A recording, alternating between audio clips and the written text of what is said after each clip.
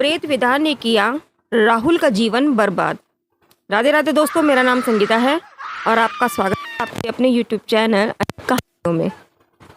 अपने शर्मीले स्वभाव की वजह से कभी मेरे ज़्यादा दोस्त नहीं बने, ये राहुल कह रहा है। अकेलेपन से मुझे प्यार सा हो चला था, पर मेरी यही आदत मुझे इतनी भारी पड़ जाएगी, ये तो मैंने अपने सपनों में भी नहीं सोचा था। मैं 12वीं कक्षा में पढ़ता था और छुट्टियां चल रही थी। अकेले अकेले बोर होने की वजह से मैंने टाइम पास करने के लिए मैली विद्या की किताबें पढ़ना शुरू कर दिया। वैसे दोस्तों, आप लोग मैली विद्या को उसे क्या कहते हैं आप जानते होंगे। अगर नहीं जानते तो मैं बता देती हूँ, उसे कहते हैं तांत्रिक क्रिया। उन किताबों में बहुत सारे मंत्र लिखे थे। वशीकरण करना, किसी को बुखार चढ़ाना, उल्टियाँ कराना, लोगों के पीछे झगड़े लगवाना, ऐसी कई टोटके करने के मंत्र उन बुक्स में बताए गए थे। पहले तो मुझे विश्वास नहीं था कि ऐसा हो सकता है, पर मैंने खुद एक आध दो मंत्रों का खुद पर ही प्रयोग किया। तब मुझे एहसास हुआ कि ये तो वाकई में असरदार है। मैंने दिन में 8-8 घंटों तक भूत प्रेत पिशाच डायन और काली विदा मैली विदा से जुड़ी किताबें पढ़ने लगा। 2 महीने की छुट्टियां मैंने इसी काम में बिता दी और मेरा स्कूल 3rd सेमेस्टर शुरू हो गया। स्कूल में घुसते ही मैंने अपने दोस्तों पर ये तांत्रिक क्रिया आजमाना शुरू कर दिया। जो भी टीचर मुझे डांट देता, मैं एक ही दिन में उसका माथा दुखा देता। कई दोस्तों पर गुस्से आने पर मैंने उन्हें क्लास में ही खून की उल्टियाँ करवा दी। दोस्तों को तो छोड़ो, मैंने अपने पापा पर भी एक बार जादू टोना किया था, जिसके प्रभाव से मुझे कभी पैसे देने से मना नहीं करते थे। मैंने घोर साधना करने वाले तांत्रिकों से संपर्क किया, उन लोगों को अपनी तंत्र मंत्र वाली शक्तियाँ दिखाई और बताई। उन्होंने कहा कि मैं अगर भूत प्रेत की साधना करूं तो भी और भी ज़्यादा शक्तिशाली मैं शक्तियाँ पा सकता हूं और हो भी सकता हूं। मैं फौरन तैयार हो गया। उन लोगों ने मुझे भूत साधक मंत्र दिए। साधना शुरू करने के तीसरे ही दिन मेरे घर में भयानक आत्माएं घूमने लगी और मेरे मंत्रों पर जैसे गुलाम की तरह नाचने लगी। मैंने एक दिन अपने पड़ोस में रहने वाली लड़की को मेली विदा से प्रेत से टकरा दिया, क्योंकि वो लड़की मुझे भाव ही नहीं देती थी। मेरी यही नादानी मुझे बहुत भारी पड़ गई, क्योंकि वो जो प्रेत था ना, मेरे बुलाने से वापस नहीं लौटा। उसने उस लड़की के शरीर में वास कर लिया। मैं यह तो नहीं चाहता था, मैं तो सिर्फ उसे सबक सिखाना चाहता था। पर अब मामला गंभीर हो चला था। वो प्रेत उस लड़की का खून चूसने लगा था। वो पूरी तरह से पागल सी होने लगी थी। रात रात भर चिल्लाती रहती थी, रोती रहती थी। उसकी भयानक चीखें अब मेरा दिल दहलाने लगी थी। मुझे अब खुद से घिन आने लगी थी। समझ ही नहीं आ रहा था कि क्या करूं, किससे मदद मांगूं कि उस बेचारी लड़की की हालत ठीक हो सके।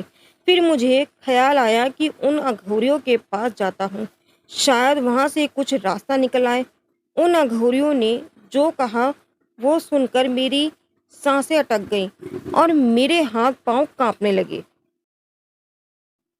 उन्होंने कहा कि ज़रूर इसका इलाज हो सकता है, पर अब वह प्रेत उस लड़की का खून और मांस चख चुका है।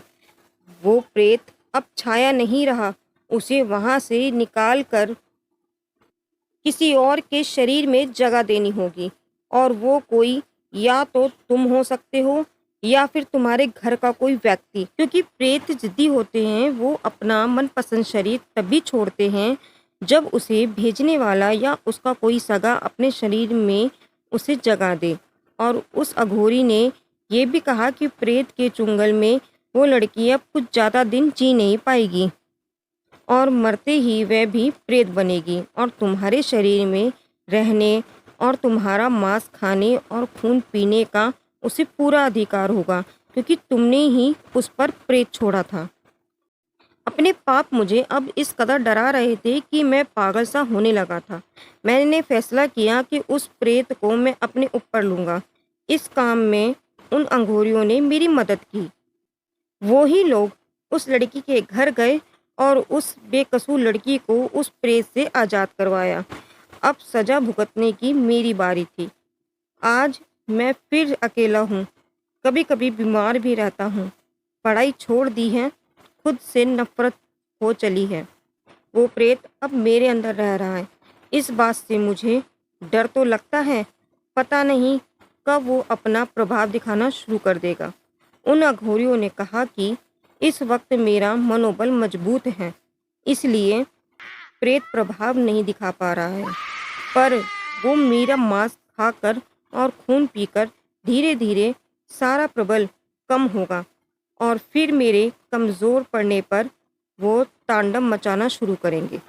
मैंने उन अघोरियों से पूछा था कि इस प्रेत को मुझसे दूर करने का और कोई उपाय नहीं, यानी उसे किसी और इंसान पर छोड़े बिना दूर करना मुमकिन नहीं होगा।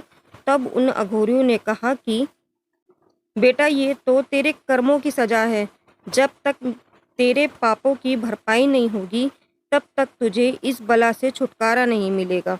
हाँ, अगर तू और गहरे पापों के दलदल में उतरना चाहता है तो अपने किसी परिवार सदस्य को चुन ले जिस पर तू इस भयानक प्रेत को छोड़ सके।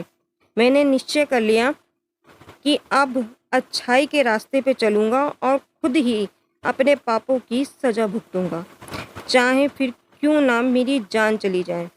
तो दोस्तों, मेरे लिए दुआ करना। तो दोस्तों, अब राहुल के लिए प्लीज़ आप लोग दुआ करना कि वो जल्दी से ठीक हो जाए। ये कहानी दिल्ली से आई हुई है और राहुल ने अपनी कहानी मुझे पोस्ट की है। तो दोस्तों, अगर मेरी कहानी आपको अच्छी लगती है तो प्लीज़ लाइक कीजिए, सब्सक्राइब कीजिए और शेयर कीजिए। राधे राधे दोस्तों।